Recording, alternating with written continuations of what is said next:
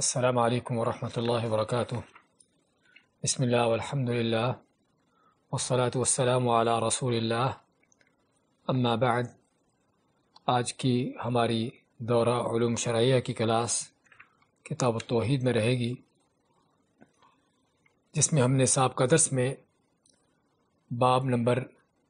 62 یعنی 62 لیا تھا، جس کا عنوان تھا کہ کثرت سے قسم اٹھانا، اس کا کیا حکم ہے کہ اللہ تعالیٰ کی قسمیں اٹھانا زیادہ حالات میں یا کثرت کے ساتھ۔ تو ہم نے پڑھا تھا کہ سب سے پہلے اس باب کی مناسبت کیا ہے کتاب التوحید سے، کہ اللہ تعالیٰ کی کثرت سے قسمیں اٹھانا اس بات کی دلیل ہے کہ انسان کے دل میں اللہ تعالیٰ کی عظمت اور تعظیم نہیں ہے، کہ جس وجہ سے بات میں وہ اللہ کی قسمیں اٹھاتا ہے، اور بلکہ بعض اوقات خصوصاً اپنے دنیاوی مقاصد کی خاطر قسمیں اٹھاتا ہے، تو اس میں اللہ تعالیٰ کی تعظیم دل میں نہ ہونے کی دلیل ہے۔ اور اس میں یہ بھی کہ بعض اوقات آدمی قسم اٹھانے والا ممکن ہے جھوٹی قسم کھا جائے، غلط چیز پر قسم کھا لے، تو اس طریقے سے بہت بڑے گناہ کا مرتکب ہو۔ اور اسی لیے اللہ تعالیٰ نے قرآن کریم میں ہمیں قسموں کی حفاظت کرنے کا حکم دیتے ہوئے فرمایا ہے وَاحْفَظُوا أَيْمَانَكُمْ، کہ اپنی قسموں کی حفاظت کرو۔ اور ہم نے بتایا تھا کہ قسموں کی حفاظت میں 3 چیزیں آتی ہیں، کہ سب سے پہلے قسم کی آغاز کرتے ہوئے، اس کی ابتدا کرتے ہوئے کہ اللہ کی قسم کھانا،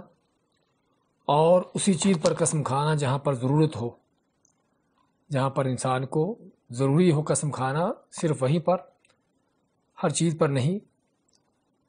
اور پھر یہ بھی کہ صرف اللہ کی قسم کھانا، اور دوسری بات یہ کہ قسم کھا لی ہے تو اس قسم کو پورا کرنا، اس کو توڑنے سے بچنا،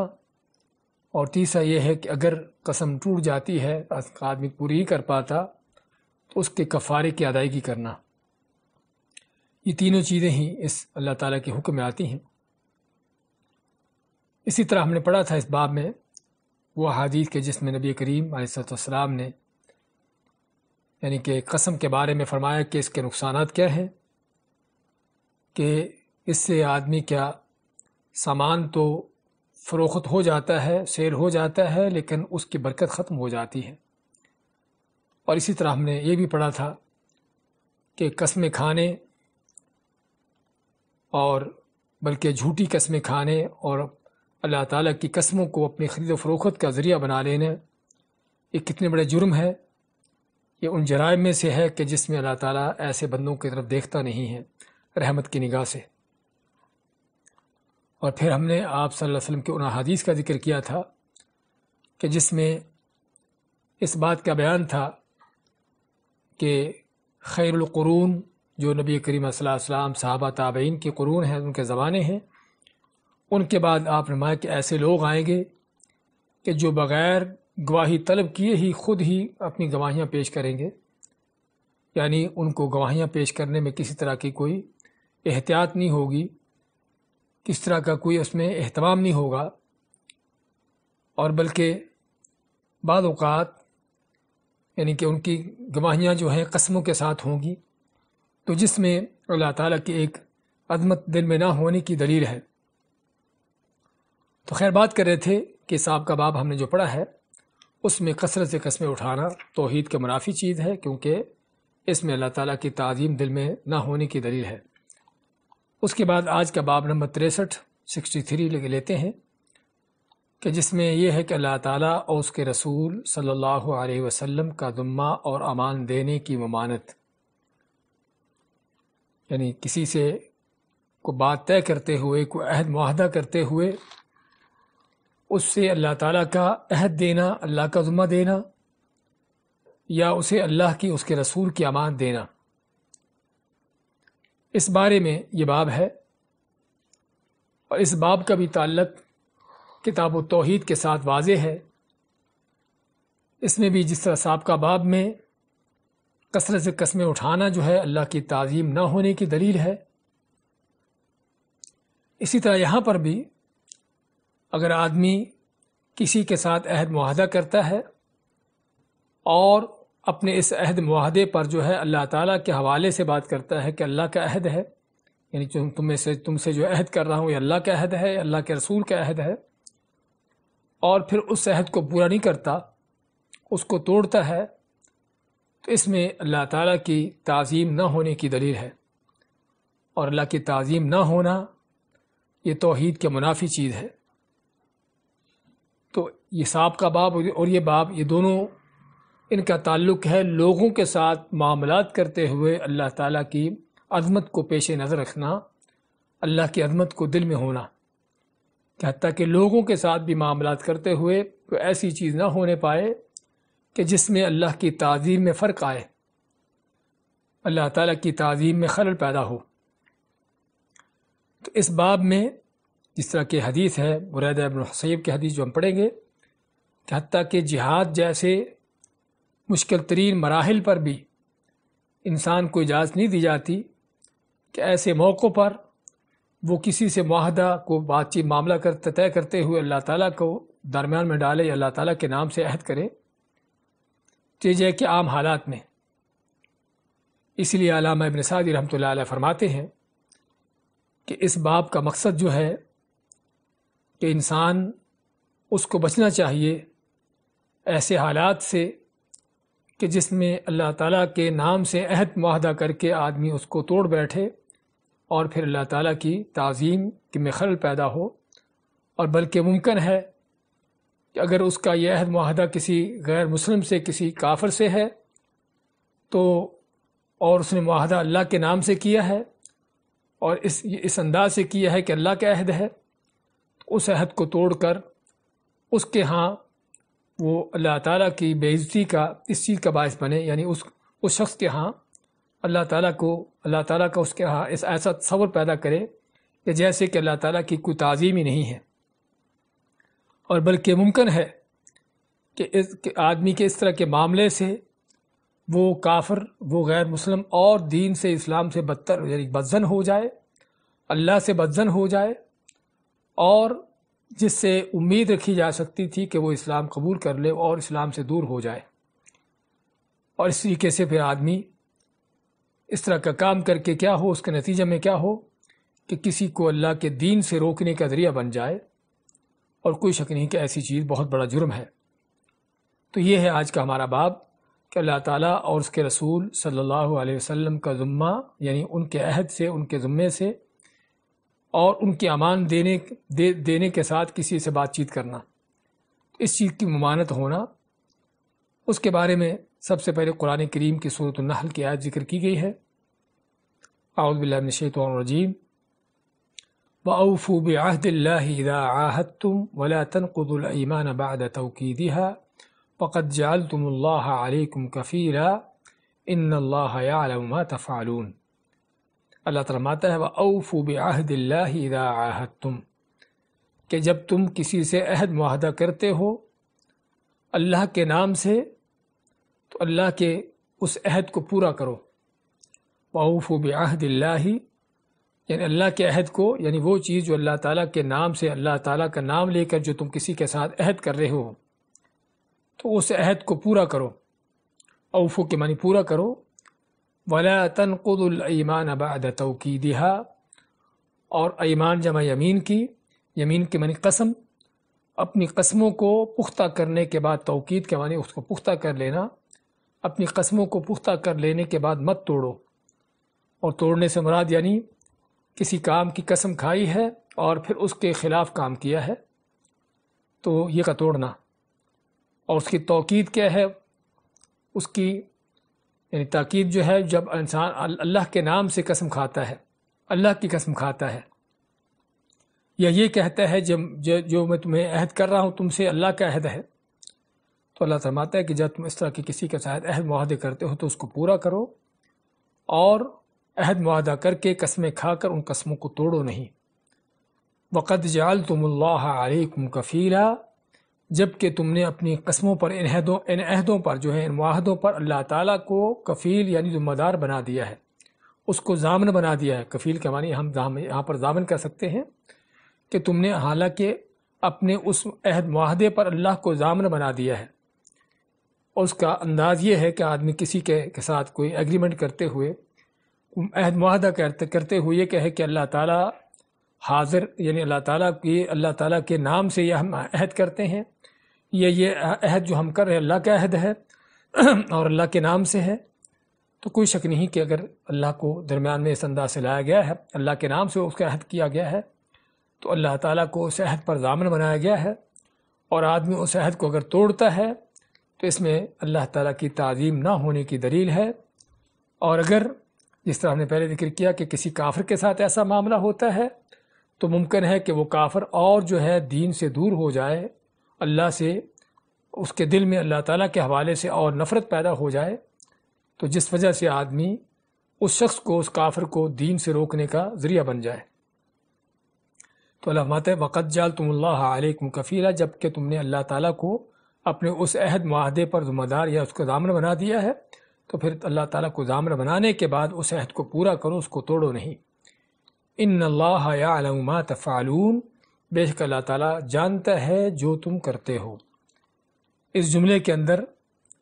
ایسا کرنے والوں کے لیے، اللہ کے عہدوں کو توڑنے والوں کو وارننگ دی گئی ہے، ان کو ایک طرح کی تنبیہ کی گئی ہے کہ اللہ تعالیٰ جو تم کر رہے اس کو دیکھ رہا ہے، اور دیکھنے کا معنی کہ تمہارے کیے ہوئے عہد معاہدے،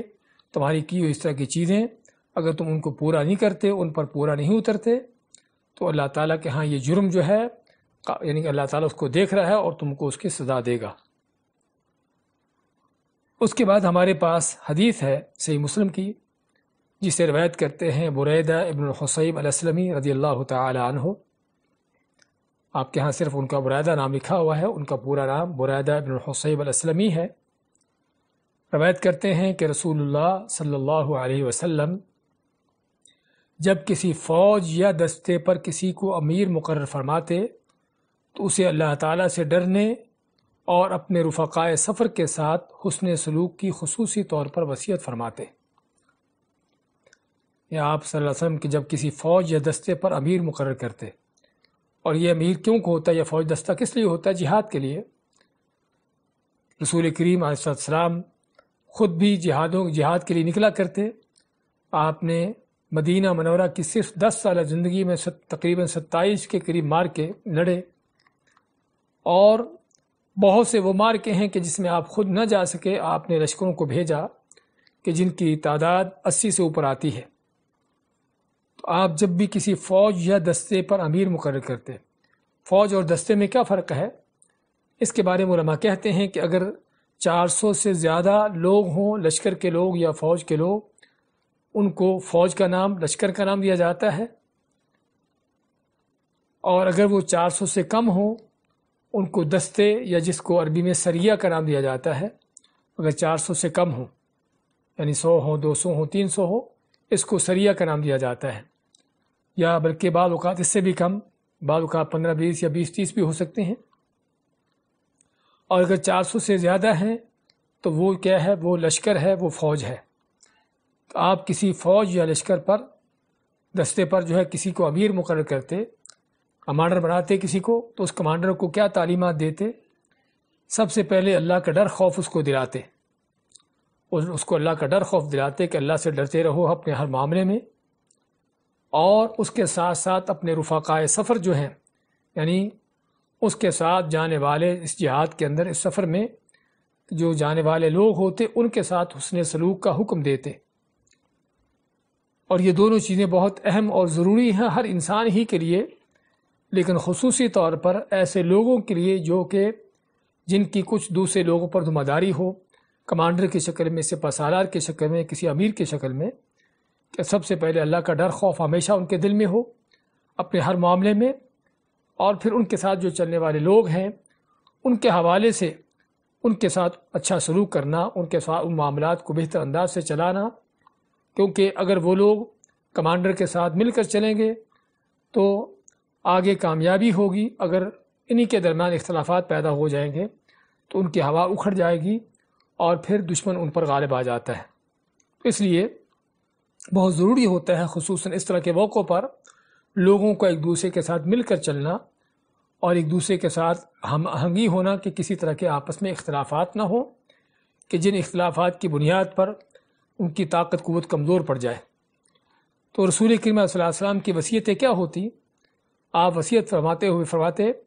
اغزو فی سبیل اللہ اغزو بسم اللہ فی سبیل اللہ، کہ اللہ کا نام لے کر اللہ کی راہ میں اغزو جہاد کرو، جنگ کرو۔ اغزو غزوہ سے کہ غزوہ کرو، جنگ کرو، جہاد کرو اللہ کا نام لے کر اللہ کی راہ میں۔ یہاں پر ہمیں تین چیزیں نظر آتی ہیں اس جملے کے اندر کہ پہلی بات تو غزوہ کیا ہے، جنگ کیا ہے کہ جس کے پیچھے مقصد جو ہے وہ اسلام کی سربلندی ہو، اللہ کے کلمہ کو اونچا کرنا ہو، توحید کا کلمہ بلند کرنا ہو، اور اس کے مقابلے میں کفر و شرک کو زیر کرنا ہو۔ یہ ہے وہ غزوہ جس کا اسلام کے اندر یا جس کو اسلام کے جس میں مفہوم سمجھا جاتا ہے۔ تو یہ کام کرنے کے لیے سب سے پہلے اللہ کے نام سے، یعنی اللہ سے استعانت لیتے ہوئے، اللہ سے مدد لیتے ہوئے، اور فی سبیل اللہ، اللہ کی راہ میں۔ اللہ کی راہ میں یہ لفظ ہم کو کیا معنی دیتا ہے کہ جہاد کا مقصد کوئی زمین ملک حاصل کرنا نہیں ہے، اس کا مقصد کوئی اپنی بہادری شجاعت دکھانا نہیں ہے، مال غنیمتوں کا حصول نہیں ہے، بلکہ کیا ہے، اللہ کی راہ میں، یعنی اللہ کے دین کی خاطر، اللہ کے کلمے کو بلند کرنے کے لیے، اللہ کے لیے خالص ہو کر یہ کام کرنا ہے۔ کیونکہ اگر یہ کام اللہ کے لیے خالص نہیں ہے، اس میں کوئی دنیا کے اغراض و مقاصد ہیں، تو پھر یہی کام جب ریاکاری اس میں آ جاتی ہے تو نہ کہ صرف وہ ضائع اور بیکار ہو جاتا ہے، بلکہ اللہ کے ہاں ایسا شرک ہے کہ جس شرک کی وجہ سے اللہ تعالیٰ ایسے لوگوں کو قیامت کے دن سب سے پہلے جہنم میں ڈالے گا۔ اس لیے ضرورت ہے انسان کو ہر نیکی کا عمل کرتے ہوئے، ہر عبادت کرتے ہوئے اپنے آپ کو خالص مخلص کرنے کی، اور اسی میں یہ جہاد کا عمل بھی ہے۔ آپ فرماتے قاتلوا من کفر باللہ، ان سے قتال کرو، ان سے جنگ کرو کہ جو اللہ سے کفر کرنے والے ہیں۔ اس جملے کے اندر ہمیں جہاد کا مقصد معلوم ہوتا ہے، وہ کیا ہے کہ جہاد کا مقصد کفر کو مٹانا ہے، کفر کو ختم کرنا ہے یا کفر کو دبانا ہے، اور اللہ کے کلمے کو سر بلند کرنا ہے۔ تو چنانچہ اس سے معلوم ہوا کہ جہاد صرف لوگوں کو مار دھاڑ کرنے کا نام نہیں ہے، بلکہ اس کا ایک عظیم مقصد ہے کہ بندے اللہ کے ہیں، زمین اللہ کی ہے، اللہ کے بندوں پر، اللہ کی زمین پر اللہ کا نظام ہی، اللہ کا دین ہی نافذ ہونا چاہیے۔ هو الذی ارسل رسولہ بالہدی ودین الحق لیظہرہ علی الدین کلہ، جس طرح کہ اللہ تعالیٰ فرماتا ہے کہ اللہ نے اپنے نبی رسول صلی اللہ علیہ وسلم کو بھیجا، کس لیے؟ آپ کو سچا دین اور ہدایت دے کر بھیجا، کس لیے؟ تاکہ اللہ کے اس دین کو، اس ہدایت کو دنیا کے سارے باطل دینوں پر غالب کر دے۔ تو اس لیے جہاد کا اہم ترین اور بنیادی مقصد جو ہے وہ صرف یہی ہے کہ تاکہ بندے اگر اللہ کے ہیں تو اللہ کے بندے بن کے رہیں، وہ شیطان کے بندے نہ بن جائیں، اور جو پھر اصلاح میں آڑے آتا ہے پھر اس کے خلاف جہاد کرنے کا حکم دیا جاتا ہے، تاکہ اسلام کے خلاف، اللہ کے دین کے خلاف رکاوٹیں بننے والوں کو ختم کیا جائے،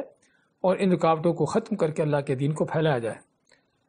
تو فرمایا قاتلوا من کفر باللہ، جنگ کرو ان لوگوں سے جو اللہ سے کفر کرنے والے ہیں۔ اغزو ولا تغلوا، آپ کی تعلیمات کیا ہے کہ جہاد کرو، اور جہاد کرنے کے دوران کو بددیانتی نہ کرو۔ تغلو، غلہ یغلو کے معنی خیانت کرنا، بددیانتی کرنا، اور یہ وہ خاص طور پر خیانت ہے جو مال غنیمت سے کی جاتی ہے۔ مال غنیمت سے کوئی چیز اس کی تقسیم کرنے سے پہلے ہی کوئی اٹھا لینا، چھپا لینا، جس کو غلول کا نام دیا جاتا ہے۔ تو یہ غلول جو ہے یہ کبائر میں سے ہے، بڑے گناہوں میں سے ہے۔ تو آپ فرمایا کہ اللہ کی راہ میں جہاد کرو، لیکن بددیانتی نہ کرو، مال غنیمت میں سے کوئی چیز چھپاؤ نہیں، بلکہ جو بھی کچھ ہے وہ سبھی کا سبھی مال غنیمت میں رکھ دو، اور پھر تمہارا جو حصہ تم کو مل جائے گا اور جو کسی اور کا حصہ اس کو مل جائے گا۔ لیکن چھپانے کا معنی یہ ہوگا کہ آپ نے اپنے حصے سے بڑھ کر چیز لے لی اور دوسرے کا حصہ آپ نے ضبط کر لیا۔ تو یہ بددیانتی اور یہ خیانت کوئی شک نہیں کہ کبیرہ گناہوں میں سے ہے، اور جس کے کرنے سے انسان کے جہاد کا اجر ضائع ہو جاتا ہے۔ ایک صحیح حدیث میں آتا ہے کہ رسول کریم صلی اللہ علیہ وسلم کے نوکروں میں سے، خادموں میں سے ایک آدمی قتل ہو گیا جنگ میں۔ تو لوگوں نے اس کے قتل ہونے پر کہا کہ کتنا خوش قسمت ہے کہ شہید ہو گیا۔ میں دیکھتا ہوں کہ اس نے ایک وہ چادر جو چرائی تھی، مال غنیمت سے نکالی تھی، اس کے اندر یہ جل رہا ہے۔ تو اس سے معلوم کیا ہوا کہ اس طرح کے اعمال سے جہاد کا اجر بھی ضائع ہو سکتا ہے۔ آپ مانتے ہیں کہ جہاد کرو لیکن بددیانتی اور خیانت نہ کرو، غلول نہ کرو، ولا تغدروا، اور دوسری تعلیم کیا ہے؟ اور نہ ہی غدر کرو۔ غدر کے معنی دھوکہ دو، غدر کے معنی دھوکہ دو۔ اور غدر کب ہوتا ہے؟ غدر ہوتا ہے، دھوکہ ہوتا ہے کسی عہد معاہدہ کرنے کے بعد اس کو توڑنا، ورنہ تو جنگ ہے ہی چال بازی کا نام۔ جنگ جو ہے، جس طرح کہ نبی علیہ السلام کا فرمان ہے الحرب خدعہ، کہ جنگ جو ہے وہ چال بازی کا نام ہے، لیکن یہ وہ چال بازی ہے کہ جس میں دشمن کے ساتھ کوئی عہد معاہدہ نہیں ٹوٹ رہا، اس کو کوئی ایسا دھوکہ نہیں دیا جا رہا کہ جس میں ان کو کچھ بتایا گیا تھا اور کر کچھ اور رہے، ایسی بات نہیں۔ اس لیے یعنی کہ غدر اس وقت ہوتا ہے جب معاہدہ ہو جائے، لیکن اگر معاہدہ نہیں ہوا کسی طرح کا، یا معاہدے سے ہٹ کر کوئی آدمی جنگ لڑنے والا دشمن کے خلاف کچھ چال بازی کرتا ہے تو اس کی اجازت ہے، اور یہ خود رسول کریم صلی اللہ علیہ وسلم بھی کیا کرتے تھے۔ آپ صلی اللہ علیہ وسلم کی سیرت میں آتا ہے کہ آپ اکثر و بیشتر جنگ کی تیاری کر رہے ہوتے تو دیکھنے والوں کو یہ احساس ہوتا کہ آپ صلی اللہ علیہ وسلم کسی خاص سمت کو جا رہے ہیں، حالانکہ آپ کا مقصد کو اور سمت کو ہوتا۔ اور اسی طرح سے صحابہ کرام کے بارے میں تو کہنے کا مقصد جنگ کے اندر چال بازی یہ ضروری ہے، لیکن یہاں پر جس چیز سے منع کیا گیا ہے وہ غداری ہے، وہ بد عہدی ہے، کوئی عہد کر کے اس کو توڑنا ہے، جو ہمارا یہ باب چل رہا ہے۔ اور شیخ ابن عثیمین رحمۃ اللہ علیہ ذکر کرتے ہیں کہ کافر و مشرکوں کے ساتھ کیے جانے والے معاہدات 3 طرح کے ہوتے ہیں، یعنی کہ 3 طرح کا معاملہ ہوتا ہے کافر و مشرکوں کے ساتھ معاہدات کے حوالے سے۔ یا تو ان کے ساتھ کوئی عہد معاہدہ ہوتا ہی نہیں ہے، جنگ کی حالت ہے، کوئی عہد معاہدہ نہیں ہے، تو یہاں تو پھر آپ جو بھی ان کے خلاف کر سکتے ہیں، آپ کا کرنے کی اجازت ہے۔ دوسری حالت یہ ہے کہ ان کے ساتھ معاہدہ ہے جس پر وہ بھی قائم ہیں اور آپ بھی قائم ہیں، تو اس معاہدے کو پورا کرنا ہوگا اور اس پر جاری رہنا ہوگا۔ اور تیسری حالت ہے کہ عہد تو کافروں کے ساتھ، مشرکوں کے ساتھ کیا ہوا ہے، لیکن ان مشرکوں کافروں سے اس عہد کے ٹوٹنے کا خطرہ ہے کہ کسی وقت بھی یہ لوگ غداری کر کے، بدعہدی کر کے آپ کا نقصان کر سکتے ہوں۔ تو اس کے بارے میں پھر اللہ تعالیٰ نے کیا تعلیم دی ہے کہ اگر تم کو مشرکوں سے، کافروں سے، جس طرح سورۃ انفال میں اللہ نے اس چیز کا بیان فرمایا ہے کہ اگر تمہیں ان سے اس طرح کا خطرہ ہو کہ عہد توڑ کر تمہیں کوئی نقصان پہنچائیں گے، تو پھر اس سے پہلے کہ وہ عہد توڑے، تم ان کے ساتھ عہد کو ختم ہونے کا اعلان کر دو، ان کے سامنے برملا طور پر اور صاف طور پر عہد جو کیا ہوا تھا اس کے ختم کرنے کا اعلان کر دو، تاکہ دھوکہ دے کر وہ کافر آپ کا کہیں نقصان نہ کر دیں۔ تو یہ 3 حالتیں ہیں کافروں کے ساتھ عہد معاہدے کے حوالے سے۔ یا تو عہد معاہدہ ہوتا ہی نہیں ہے، تو اگر عہد معاہدہ نہیں ہے تو پھر جنگ کی جو بھی کیفیت ہے، جنگ میں جو بھی انسان کر سکتا ہے ان کے خلاف کرنے کی اجازت ہے۔ اور اگر عہد معاہدہ کیا ہوا ہے اور اس پر وہ بھی قائم ہے تو تم کو بھی اس پر قائم رہنا چاہیے۔ فاستقیموا فاستقاموا لکم فاستقیموا لہم، اللہ ماتا ہے کہ جب تک وہ قائم ہے اس عہد پر تم بھی قائم رہو۔ اور اگر تمہیں عہد تو کیا ہے لیکن ان سے ٹوٹنے کا خطرہ ہے کہ وہ عہد توڑیں گے، تو پھر کیا تعلیم ہے کہ پھر اس سے پہلے کہ وہ عہد توڑ کر تمہارا کوئی نقصان کرے، فَانبِذْ إِلَيْهِمْ عَلَىٰ سَوَاءٍ، برابر طور پر ان کے عہد جو ہے ان کو واپس کر دو، اس کو ختم ہونے کا اعلان کر دو، تاکہ یہ نہ ہو کہ وہ تمہارا نقصان کر دیں یا تم ان کے خلاف کو کارروائی کر کے بدعہدی کا شکار ہو جاؤ۔ تو یہ ہے کافروں کے ساتھ جو کیے ہوئے معاہدات کے حوالے سے اس کی کیفیتیں۔ تو اللہ کے نبی صاحب ماتے کہ لا تغدروا، کہ غداری نہ کرو، یعنی عہد نہ توڑو، دھوکہ نہ دو، ولا تمثلوا او لا تمثلوا۔ مثلا کیا چیز ہے؟ مثلا کے معنی ہوتا ہے کہ کسی کو قتل کرنے کے ساتھ ساتھ اس کے جسم کو، چہرے کو بگاڑنا، اس کا ناک کان کاٹنا، اس طرح کی چیزیں کرنا، یا اس کے ہاتھ پاؤں کاٹنا، یہ سارے مثلا کے اندر آتے ہیں، مثلاثہ کے ساتھ۔ تو جس کے معنی کسی کو قتل کرنے کے ساتھ ساتھ اس کے چہرے کو، اس کے جسم کو بگاڑنا۔ اور یہ مثلا جو ہے کافروں کے ساتھ کرنے سے منع کیا گیا ہے، اگرچہ وہ کافر ہے، دشمن ہے، لیکن پھر بھی ان کا ساتھ اس طرح کا کام نہیں کریں گے کہ ان کے چہروں کو بگاڑنا، ان کی شکلوں کو بگاڑنا، ان کے جسموں کو کاٹنا اس انداز سے، اس چیز سے منع کیا گیا ہے۔ ٹھیک ہے، قتل کر دیا، اس کو چھوڑ دیا اس کی حالت پر، الا یہ کہ اگر وہ کافر مسلمانوں کے ساتھ مصالحہ کرتے ہیں، جس طرح کہ جنگ احد میں سید الشہداء نبی کریم صلی اللہ علیہ وسلم کے چچا حمزہ رضی اللہ تعالیٰ عنہ جب شہید ہوئے تو ان کے جسم کے ساتھ مصالحہ کیا گیا، ان کے ناک، ان کی کان، اس طرح کی چیزوں کو کاٹا گیا۔ تو اگر دشمن جو ہے وہ مسلمانوں کے ساتھ مصالحہ کرتے ہیں، ان کے اس طرح سے ان کے جسموں کو بگاڑتے ہیں، تو پھر مقابلتاً انتقام لیتے ہوئے، بدلہ لیتے ہوئے مسلمانوں کو بھی اجازت ہے کہ ان کے ساتھ ایسا کر سکتے ہیں، ورنہ اصل یہ کام منع ہے۔ وَلَا تَمْثُلُوا، اور مصالحہ نہ کرو، یعنی ان کی شکلیں نہ بگاڑو قتل کرنے کے بعد۔ اب یہ تو عام حکم تھا سبھی کافروں کے حوالے سے کہ جو بھی کافر تمہارے خلاف جنگ لڑنے والے ہیں ان کے ساتھ نہ تو غداری کرو اور نہ ہی ان کو قتل کرنے کے بعد ان کی شکلیں بگاڑو۔ لیکن کچھ وہ لوگ ہیں، اگرچہ وہ کافر ہیں، کافروں میں سے ہیں، لیکن ان کو قتل کرنے سے بھی منع کیا گیا۔ وہ کون ہیں؟ ان میں سے اس روایت میں صرف ایک کا ذکر ہے، فرمایا وَلَا تَقْتُلُوا وَلِيدًا، اور کسی بچے کو قتل نہ کرو، ولیدن یعنی ولد سے کسی کے چھوٹے بچے کو قتل نہ کرو۔ اور دوسری روایات میں ہے کہ آپ صلی اللہ علیہ وسلم نے عورتوں کو بھی قتل کرنے سے منع کیا، اور عورتوں کے ساتھ ساتھ بلکہ ان کے جو راہب ہیں، بوڑھے لوگ ہیں، ایسے لوگوں کو بھی قتل کرنے سے منع کیا۔ اور عمومی طور پر دشمن کے ایسے لوگ جن کو قتل کرنے سے منع کیا گیا ہے، اس کا قاعدہ کلیہ، اس کا رول یہ ہے کہ ہر وہ شخص جو جنگ لڑنے کے قابل نہ ہو اور نہ ہی اس کا جنگ میں کسی طرح کا حصہ ہو، یعنی کافروں میں سے ہر وہ شخص کہ جو جنگ لڑنے کے قابل نہ ہو، یعنی چھوٹا بچہ ہے یا بوڑھا ایسا آدمی ہے کہ جو جنگ لڑنے کے قابل ہی نہیں ہے، یا عورت ہے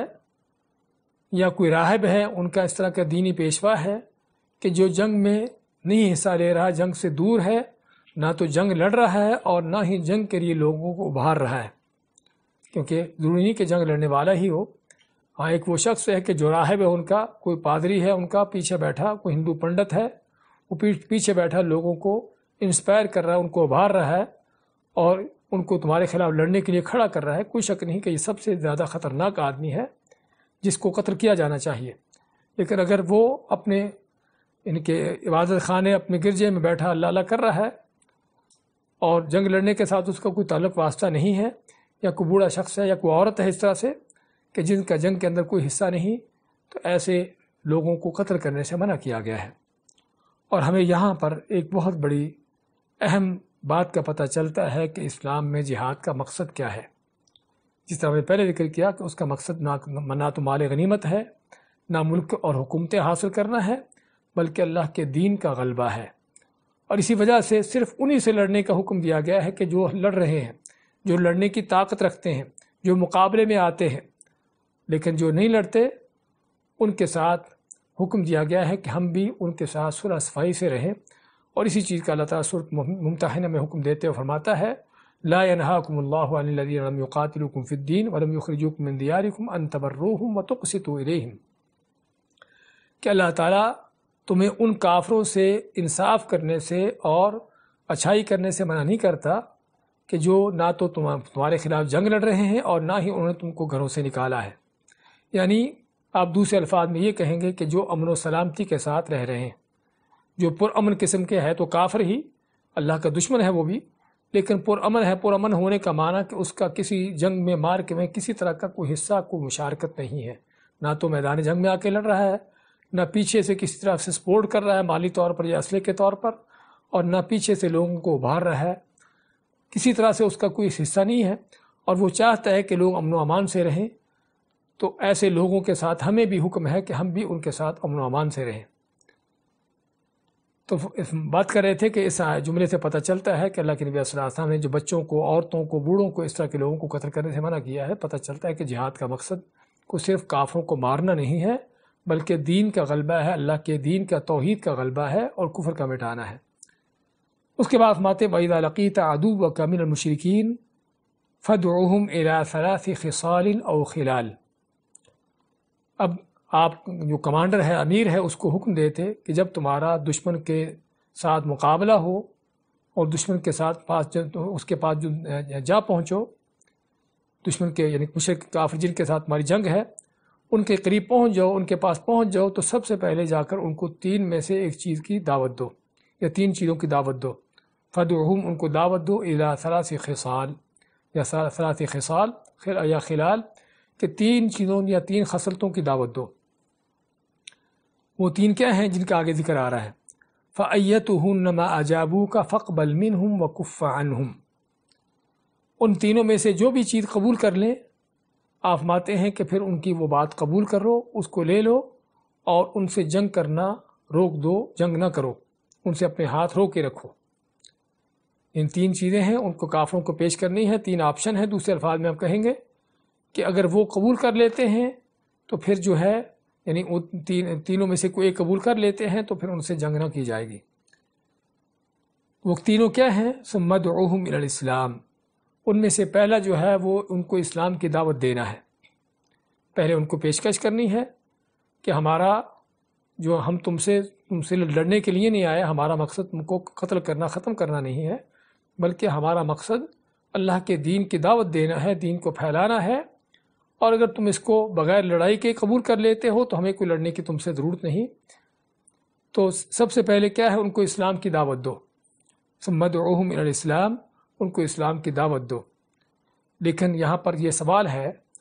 کیا جب بھی کسی کافر کے خلاف جنگ ہوگی ان کو پہلے اسلام کی دعوت دی جائے گی؟ اس میں ہمیں پہلی بات تو یہ جاننے کی ضرورت ہے کہ جنگ اور جہاد کی 2 کیفیتیں ہوتی ہیں۔ ایک جنگ جہاد ہوتا ہے کہ جو دشمن پر حملہ آور ہونے کی شکل میں، کہ مسلمان خود جو ہے دشمن پر حملہ آور ہوتا ہے، جس کو جہاد الطلب کا نام دیا جاتا ہے۔ اور دوسرا جہاد کی شکل ہے کہ جس میں کافر کی طرف سے حملہ ہوا ہے، دشمن کی طرف سے حملہ ہوا ہے اور مسلمان اپنا دفاع کر رہا ہے، جس کو جہاد الدفع کہتے ہیں، یعنی دفاع کرنے کا جہاد۔ تو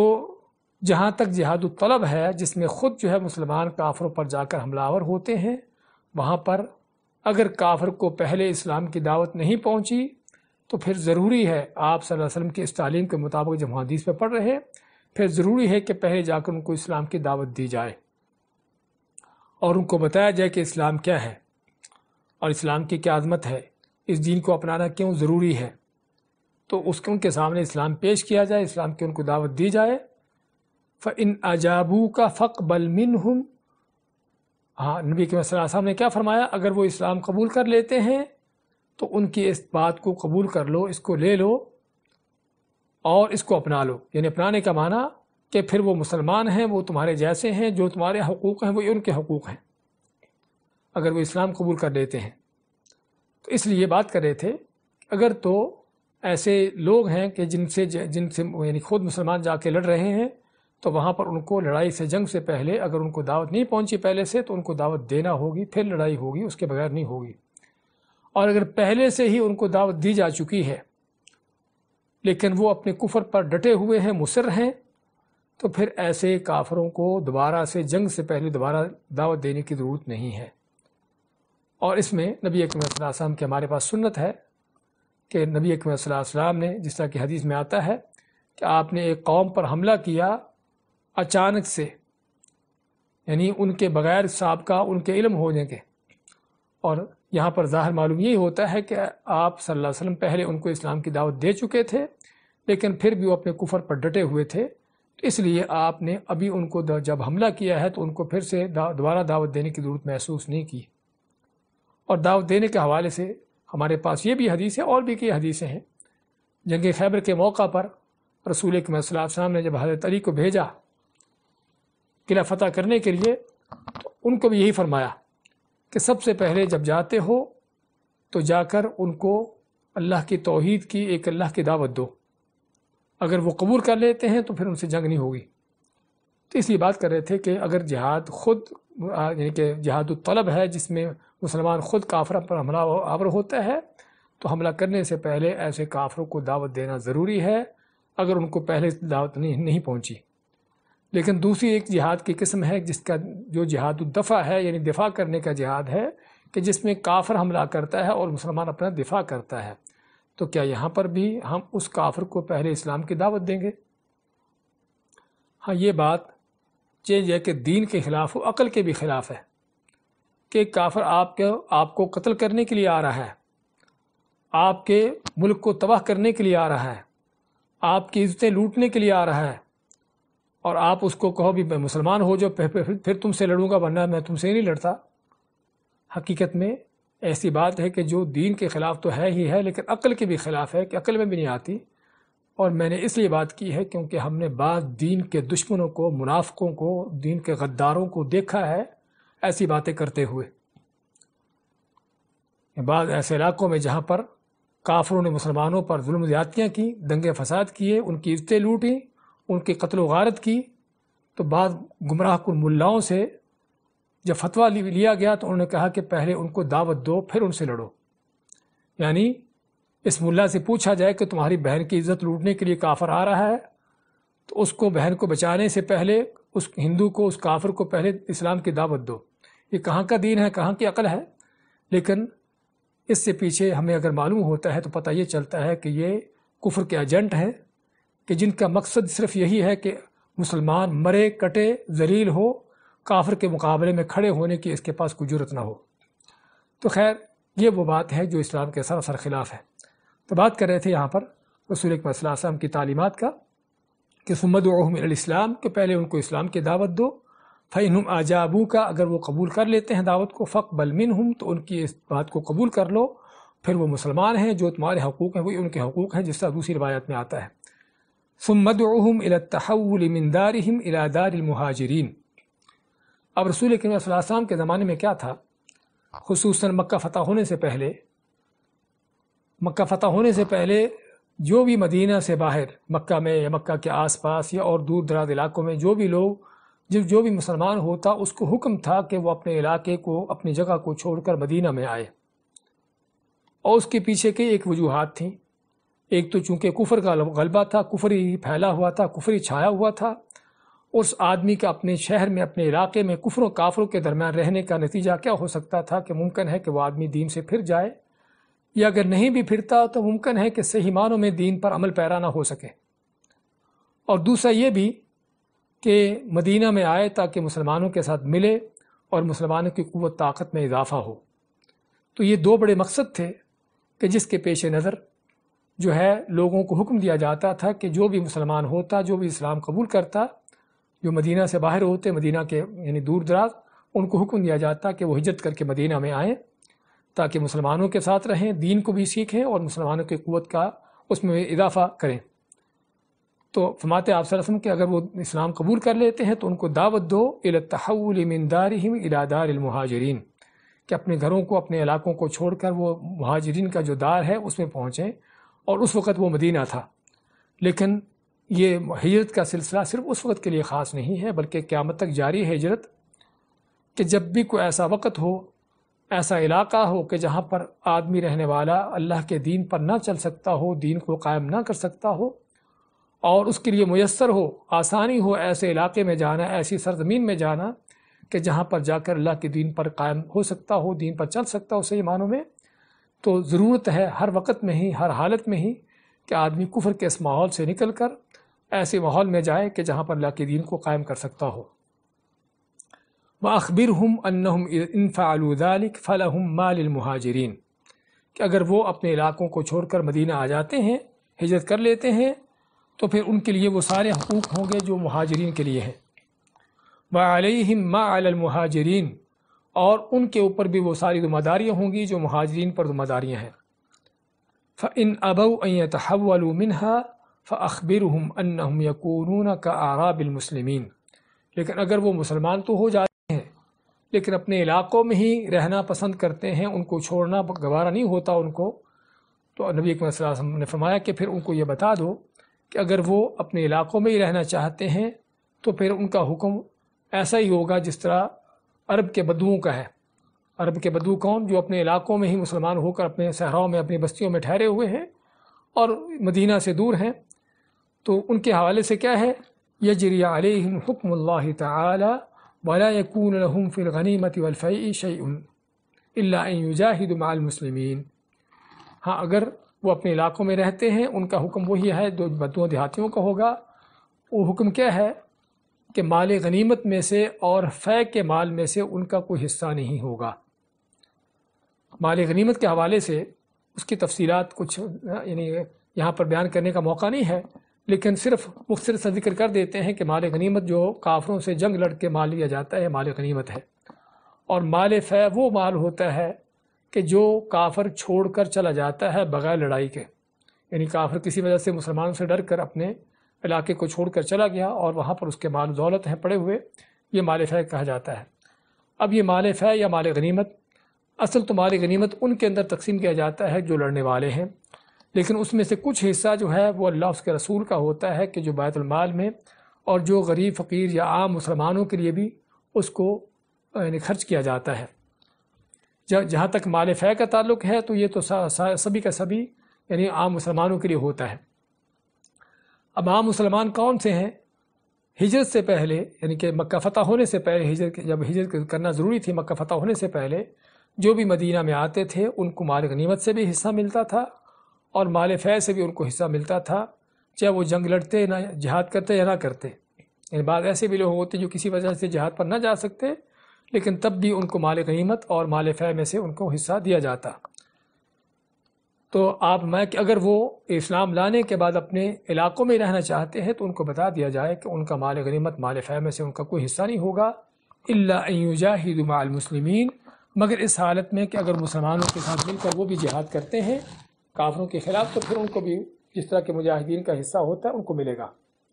اب پہلا آپشن یہ ہے کہ ان کو اسلام کی دعوت دی جائے اور اسلام قبول کر لیتے ہیں تو ان کو مدینہ ہجرت کر کے آنے کا حکم دیا جائے، لیکن یہ وہ ہجرت اس وقت تک تھی جب تک مکہ فتح نہیں ہوتا۔ مکہ فتح ہونے کے بعد یہ حکم ختم ہو گیا، لیکن جس طرح ہم نے کیا ہے کہ اگر کہیں ایسے حالات ہوں کہ جو اس وقت تھے مکہ فتح ہونے سے پہلے مدینہ کے اور مکہ کے، اگر کہیں پر ایسے حالات ہوں کوئی کفر کا غلبہ ہو جہاں پر آدمی ہے، تو پھر اس کے لیے فرض ہے، اس کے لیے ضروری ہے کہ اس کفر کے سرزمین سے نکل کر مسلمانوں کی سرزمین میں آئے اور وہاں پر رہے۔ فَإِنْهُمْ أَبَوْا فَاسْأَلْهُمُ الْجِزْيَةَ۔ دوسرا آپشن کیا ہے، دوسرا اختیار کیا ہے کہ اگر وہ اسلام قبول کرنے سے انکار کرتے ہیں، فَإِنْهُمْ أَبَوْا، اگر وہ انکار کرتے ہیں، فَاسْأَلْهُمُ الْجِزْيَةَ، تو پھر ان کو جزیہ دینے کا حکم دو۔ جزیہ کیا چیز ہے؟ جزیہ جس کو ٹیکس کا نام بھی دیا جاتا ہے، یہ وہ مال ہے کہ جو کافر سے اس کے کفر پر باقی رہنے کی وجہ سے لیا جاتا ہے، کہ اگر کافر یعنی مسلمان کسی علاقے کو فتح کرتے ہیں اور فتح کرنے کے بعد وہاں کے لوگ جو ہیں،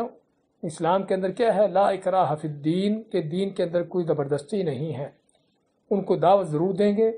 اسلام کی ترغیب ضرور دلائیں گے، لیکن زبردستی کسی کو اسلام میں داخل نہیں کریں گے۔ تو اگر وہ اسلام نہیں لاتے لیکن اسلام کے حکم کے تابع ہو جاتے ہیں، تابع ہونے کا معنی کہ اسلام کے خلاف کوئی سازش، کوئی جنگ، قتال ایسا کام نہیں کرتے، امن و امان سے رہتے ہیں لیکن اپنے کفر پر باقی رہنا چاہتے ہیں، اسلام قبول نہیں کرتے، تو پھر ان کے ساتھ حکم کیا ہوتا ہے؟ ان کے ساتھ حکم یہ ہوتا ہے کہ ان سے پھر جزیہ لیا جاتا ہے، اور یہ سالانہ ایک مال کی شکل ہے کہ جس کی مقدار جو ہے علماء میں اس میں اختلافات ہیں۔ حضرت معاذ بن جبل رضی اللہ تعالیٰ عنہ کی حدیث میں ہے کہ جب آپ نے ان کو یمن کی طرف بھیجا، ان کو وہاں کے لوگوں کو اسلام کی دعوت دینے کے لیے، اور ساتھ یہ بھی فرمایا کہ اگر کوئی اسلام قبول نہیں کرتا تو ان سے جزیہ لیا جائے۔ وہ جزیہ کیا ہے؟ 1 دینار ہر بالغ آدمی سے 1 دینار لیا جائے، اور بعض علماء نے اس سے زیادہ بھی مقدار ذکر کی ہے کہ حالات کے پیش نظر اور لوگوں کے پیش نظر کہ کافر جو ہیں ان کی مالی حالت کیسی ہے، اگر مالدار ہیں تو بعض علماء کہتے ہیں کہ اس سے زیادہ لیا جا سکتا ہے، اور اگر ان میں سے غریب ہے، کوئی کم یعنی کہ اپنے جس کا ان کے مال نہیں ہے اس سے کم بھی لیا جا سکتا ہے۔ تو علی کل حال یہ جزیہ ہے جو ان کے پاس ان کے سے لیا جائے گا، کب؟ اگر وہ اسلام قبول نہیں کرتے، تو اگر وہ اسلام قبول نہیں کرتے تو ان کو جزیہ دینے کا حکم دو۔ فَإِنْهُمْ أَجَابُوكَ فَاقْبَلْ مِنْهُمْ وَكُفَّ عَنْهُمْ، اگر وہ جزیہ دینے پر تیار ہو جاتے ہیں تو آپ نے فرمایا کہ ان سے جزیہ قبول کر لو، ان سے لے لو اور پھر ان سے جنگ نہ کرو۔ لیکن یہاں پر صرف مراد جو ہے جزیہ مال لینا ہی نہیں ہے، بلکہ اس جزیے کے پیچھے بنیادی جو مقصد ہے کہ یہ کافر اسلام کے خلاف نہ ہوں، اسلام کے خلاف کھڑے نہ ہوں، ان کی کوئی طاقت قوت نہ ہو، کوئی سازشیں نہ ہو اسلام کے خلاف۔ اگر وہ ایسا کام کرے تو پھر ان سے جنگ لڑی جائے گی۔ تو جزیہ صرف ان سے لیا جائے گا جو امن و امان سے، امن و سلامتی سے رہنا چاہتے ہیں، اپنے کفر دین پر رہنا چاہتے ہیں لیکن امن و سلامتی کے ساتھ۔ اب اگر جزیہ بھی دینے کے لیے تیار نہیں ہوتے فَإِنْهُمْ أَبَوْا، اگر وہ اس کا انکار کرتے ہیں تو تیسرا آپشن کیا ہے؟ فَاسْتَعِنْ بِاللَّهِ وَقَاتِلْهُمْ، پھر آپ فرمایا کہ پھر اللہ سے مدد لے کر اللہ پر توکل کرتے ہوئے ان سے پھر جہاد کرو، ان کے خلاف جنگ کرو۔ تو یہ تین اختیارات دیے جاتے ہیں مسلمانوں کے کمانڈر کو کافروں کے خلاف مار کا آرائی کرتے ہوئے کہ سب سے پہلے جا کر ان کو اسلام کی دعوت دی جائے، اگر اسلام قبول کر لیتے ہیں تو ٹھیک ہے، اگر قبول نہیں کرتے تو پھر ان کو جزیہ دینے کا حکم دیا جائے کہ تم جزیہ دو، اسلام کے انڈر ہو جاؤ، تابع ہو جاؤ۔ اگر وہ بھی کام کرنے کے لیے تیار نہیں ہوتے تو پھر ان کے خلاف جو ہے جنگ کی جاتی۔ اور یہ بھی تینوں مراحل ہمیں کس بات کی تعلیم دیتے ہیں کہ جہاد کا مقصد صرف اور صرف کسی کو مارنا نہیں ہے، قتل کرنا نہیں ہے، بلکہ اصل مقصد جس کا ہم بار بار ذکر کر رہے ہیں کہ اللہ کے دین کی سربلندی ہے۔ اللہ تعالیٰ چاہتا ہے کہ سبھی کے سبھی لوگ اس دین میں داخل ہو جائیں، اس دین کو قبول کر لیں۔ اگر کوئی اپنی خوشی سے قبول کرتا ہے تو تب بھی، نہیں کوئی خوشی سے قبول کرتا تو اس سے جزیہ لیا جائے تاکہ کم از کم اس کو احساس ہو کہ میں اپنے کفر پر رہنے کی وجہ سے میرا کیا نقصان ہو رہا ہے۔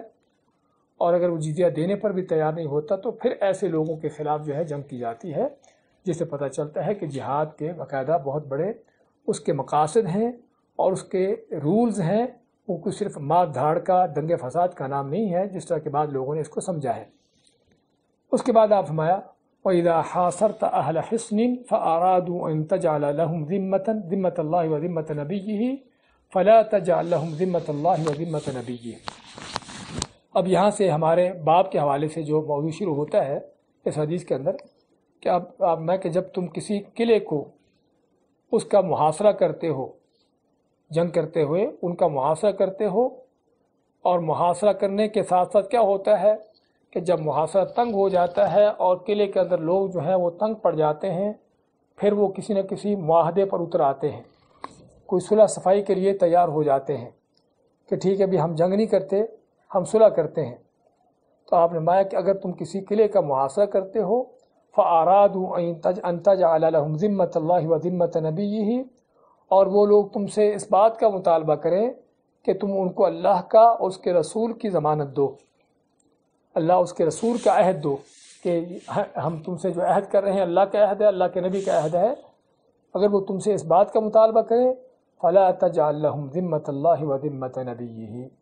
آپ نے کیا فرمایا کہ ان لوگوں کے ساتھ عہد معاہدے کرتے ہوئے تم ان کو یہ نہ کہو کہ اللہ کا عہد ہے یا اللہ کے نبی کا عہد ہے، وَلَكِنْ اجْعَلْ لَهُمْ ذِمَّتَكَ وَذِمَّةَ أَصْحَابِكَ، لیکن ان سے عہد معاہدہ کرتے ہوئے ایسا معاہدہ کرو جو تمہارا اپنا ہو اور تمہارے ساتھیوں کا معاہدہ ہو، کہ ہم یہ معاہدہ جو کر رہے ہیں ہماری طرف سے ہے اور ہمارے ساتھیوں کی طرف سے ہے، اللہ اس کے رسول کی طرف سے نہیں ہے۔ کس لیے ایسی تعلیم دی گئی؟ آپ نے فَإِنَّكُمْ أَن تُخْفِرُوا ذِمَمَكُمْ وَذِمَمَ أَصْحَابِكُمْ أَهْوَنُ مِنْ أَن تُخْفِرُوا ذِمَّةَ اللَّهِ وَذِمَّةَ نَبِيِّهِ۔ آپ نے کہ اگر تم کسی کے ساتھ عہد معاہدہ کر کے اس کو توڑتے ہو اور وہ عہد معاہدہ تمہارا اپنا کیا ہوا ہے، تم اپنی طرف سے ہے، تمہارے اپنے ساتھیوں کی طرف سے ہے، تو یہ زیادہ آسان ہے کہ تم ان کے ساتھ اللہ اس کے رسول کا عہد کر لو اور پھر اس کو توڑو۔ ہم نے پہلے بھی ذکر کیا ہے کہ اگر کسی کے ساتھ عہد معاہدہ کرتے ہوئے اس انداز سے کیا جائے کہ یہ عہد جو ہے اللہ کا ہے، اس کے رسول کا ہے، اور پھر آدمی اس کو پورا نہ کر پائے، اس کو توڑ دے، تو اس کا نتیجہ کیا ہوگا کہ وہ کافر یہ دیکھیں گے کہ اس نے اللہ کا عہد توڑا ہے، اللہ نے جو ہے ہمارے ساتھ عہد کیا تھا وہ توڑا ہے، اور اس کے نتیجے میں دین کے اسلام کے خلاف اس کے دل میں جو جذبات پیدا ہوں گے، اللہ سے اس کی جو دوری ہوگی اور نفرت پیدا ہو جائے گی، پہلے ہی کافر تھا اور مزید جو ہے اس کے دل میں اللہ سے اور دین اسلام کے خلاف نفرت پیدا ہوگی۔ اس لیے میں کہ تم اگر کسی سے معاہدہ کرتے ہو، یعنی کہ بعض اوقات ہوتا ہے کہ جنگ کی نوبت نہیں آتی بلکہ کافر کہتے ہیں کہ ہم آپ سے کوئی معاہدہ کر لیتے ہیں تو ہم سے عہد کر لو، تو آپ میں کہ ان سے عہد کرتے ہوئے اپنی طرف سے عہد کرو، اپنے ساتھیوں کی طرف سے عہد کرو، یہ نہ کہو کہ یہ عہد جو ہے اللہ کا اس کے رسول کا ہے۔ کس لیے کہ اگر تمہیں اپنی طرف سے کیا ہوگا، اگر وہ ٹوٹ بھی جائے گا، توڑ بھی جاؤ گے کسی وجہ سے، کرتے توڑنا جائز تو نہیں ہے، لیکن اگر توڑ بھی دو گے تو اس کا وہ جرم نہیں ہوگا، اس کا وہ گھناؤنا نتیجہ نہیں ہوگا کہ جو نتیجہ اگر تم نے اللہ اس کے رسول کے عہد کے نام سے کیا ہے تو اس کا ہو سکتا ہے۔ اس بات کی تعلیم دی۔ یہ ہمارے اصل باب کا موضوع ہے کہ جس میں اس بات کی تعلیم دی گئی کہ کسی کے ساتھ عہد معاہدے کرتے ہوئے، چاہے وہ مسلمان ہو یا کافر ہو، اپنی طرف سے اپنا عہد دو اس کے ساتھ یہ نہ کہو کہ اللہ کا عہد ہے، کہ تاکہ یہ نہ ہو کہ تم اللہ کے عہدوں کو توڑو اور پھر اللہ تعالیٰ اس کے دین کے جو ہے لوگوں کو اس سے روکنے کا ذریعہ بن جاؤ۔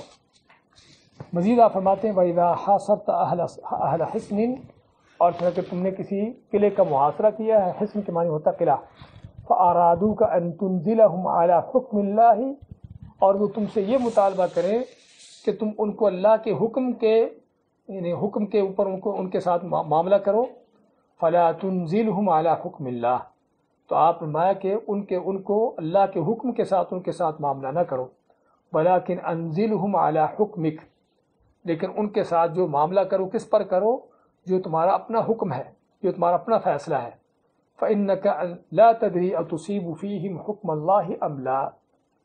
یعنی اس کے جملے کا معنی کیا ہے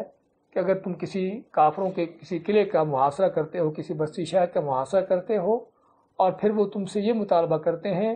کہ تم ہمارے اوپر وہ چیز کرو جو اللہ کا حکم ہے، تو آپ نے کیا فرمایا کہ تم ان سے اللہ کے حکم کے مطابق، ان کو اللہ کے حکم کے مطابق نہ کہو کہ یہ اللہ کا حکم ہے، ہم جو تم سے معاملہ کر رہے ہیں اللہ کا حکم ہے، بلکہ یہ کہو کہ یہ ہماری طرف سے ہمارا اجتہاد ہے، ہماری اپنی سوچ فکر ہے۔ کس لیے؟ آپ نے اس کی وجہ بیان کی، فَإِنَّكَ لَا تَدْرِي أَتُصِيبُ فِيهِمْ حُكْمَ اللَّهِ أَمْ لَا، کہ تم نہیں جانتے ہو کہ تم ان کے ساتھ جو فیصلہ کر رہے ہو کہ اللہ کا فیصلہ یہی ہے یا اللہ کا فیصلہ یہ نہیں ہے، کیونکہ بعض اوقات انسان اپنے طور پر سمجھتا ہے کہ میں جو فیصلہ کر رہا ہوں اللہ کا فیصلہ یہی ہوگا، لیکن اللہ تعالیٰ کا کچھ فیصلہ اور ہوتا ہے۔ اور اس کی سب سے بڑی دلیل ہمارے پاس کیا ہے؟ جنگ بدر میں جو قیدی ہوئے تھے، کافروں کے 70 قیدی ہوئے تھے، ان کے بارے میں رسول کریم صلی اللہ علیہ وسلم نے صحابہ سے مشورہ لیا کہ ان کے بارے میں کیا کرنا چاہیے۔ تو عمر فاروق جیسے بعض صحابہ نے تو یہ مشورہ دیا کہ یہ ہمارے دشمن ہیں، انہوں نے مکہ میں ہمارے ساتھ جو اذیتیں ہم کو دی ہیں اور جس انداز سے ہم کو نکالا ہے، آج اللہ نے ہمیں ان کی گردنیں ہمارے ہاتھ میں دی ہیں تو ان کو قتل کرتے ہیں۔ تو اس کے بعد ابو بکر صدیق اور بعض دوسرے صحابہ سے آپ نے جب مشورہ کیا تو انہوں نے کہا کہ ہمارے بھائی ہمارے رشتہ دار ہیں، ان کو چھوڑ دیا جائے، ان سے کچھ مال لے کر، ہمیں مال کی ضرورت بھی ہے، اور ان کو بھی چھوڑ دیا جائے، شاید اللہ ان کو ہدایت دے دے اور یہ جہنم سے بچ جائے۔ یعنی ان کی ایک نیت اچھی تھی۔ تو رسول اکرم صلی اللہ علیہ وسلم بھی اس مشورے کی طرف مائل ہو گئے کہ واقعی ہی ہمارے رشتہ دار ہی تو ہیں، تو اگر اللہ تعالیٰ ان کو بعد میں ہدایت دے دے، جہنم سے بچ جائیں تو فائدہ ہے۔ تو آپ نے اس مشورے کے مطابق ان کو یعنی کہ قتل نہ کرنے کا فیصلہ کر دیا،